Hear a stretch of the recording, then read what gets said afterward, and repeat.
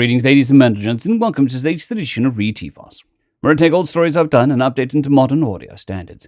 This particular story is called They Did What?, written by Intellectualgulf. Working as a librarian, Talia Dremathus interacted quite often with alien life forms who wanted to better understand humanity. This meant that she answered a lot of questions about the strange things humans had done throughout history. Today, a giblin approached her desk holding a record disc. Giblins were shaped like large slugs with appendages that resembled tentacles. Their faces looked like someone had put the pieces from a Mr. Potato Head into a slimy mass. The giblin set the record disc on the desk receptacle, which conveniently removed the slime they used to better grasp things. The giblin's eye stalks rose out of the top of its head and focused on me, and then it began screeching. Giblins had developed an auditory defense mechanism which could incapacitate any predators possessing auditory membranes, and then they had developed this high-pitched sound into a language.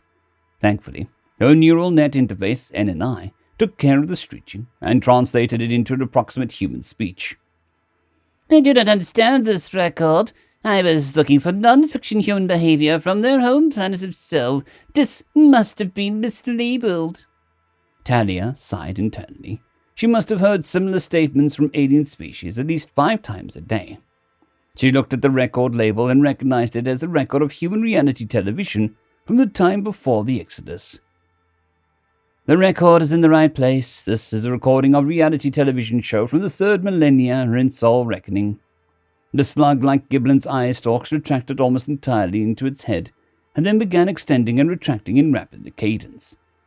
Talia had learned that this was a sign of distress amongst the giblins. It started screeching louder than before. This cannot possibly be a historical record. What the humans in this record do is suicidal. I assure you the recording is accurate. I'd heard stories of the recklessness of humans, but this is surely propaganda. No one would do the things shown in the record. Talia wasn't personally familiar with these recordings. No one except AIs could possibly be expected to have watched all of the trillions of millennia of data humans had produced. She brought up a display screen on the desk and played a preview of the record. Campy music accompanied by an explosion and a title screen punching through the metal wall. Tornado Hunters, living life on the edge. Dramatic pause. Last time at Tornado Hunters, the group spotted a tornado touching down in rural Wisconsin, but all was not well. Even longer dramatic pause while the video played a recap of what appeared to be a tree falling across the road. She noted that when the tree fell, it seemed as though the camera was moving away from the tree. That meant the tree had been behind the vehicle with the camera. Reality TV was such garbage. Luckily, the crew managed to find a way around the wreckage and attempted to intercept the tornado. Here, the film jumped cut to a massive tornado ripping apart a town, which was clearly in a different location than the original footage, since there were suddenly no trees or forests, just flat plains filled with corn. Then it jumped back to one of the show's actors. Oh my God, I've never seen a tornado this large. Back up, back up, back up! The camera jumped to an angle of heavily armored vehicles backing down a road, and she wondered where that fallen tree had gotten off to, since it wasn't anywhere in sight. She also wondered who was filming the retreating convoy if the tornado was that close. Thankfully, the team got out of that path of the tornado, but this week things might not go so well. The film cut to the view from the front of the vehicle as it drove towards a massive tornado, accompanied by the sound of a bunch of panicked yelling. Talia rolled her eyes. The aliens had a weird fascination with garbage television drama from Sol. Seems fairly standard to me. May I ask what has upset you? The giblin turned slightly pink, and Talia realized that it was apparently quite angry about something. The giblin began screeching in a range of sound human ears couldn't even process. I want to know what kind of operation you are running here. How is anyone supposed to believe this nonsense is a factual historical record of human behavior? This is clearly just pro-human propaganda supporting the myth that you bipeds are suicidally reckless. I don't buy it for a minute. Talia was confused. More often than not, aliens took issue with the nuclear weapons Sol inhabitants had used to wipe out massive amounts of life and poisoned the very fabric of existence. If not that, they took issue with how humans had treated the first artificial intelligences they accidentally created. If not that, they took issue with humans presuming to be the moral police force within the arm of the galaxy spiral. If not that, they took issue with the fact that humans had been allowed to join the Intergalactic Union and made fantastic soldiers.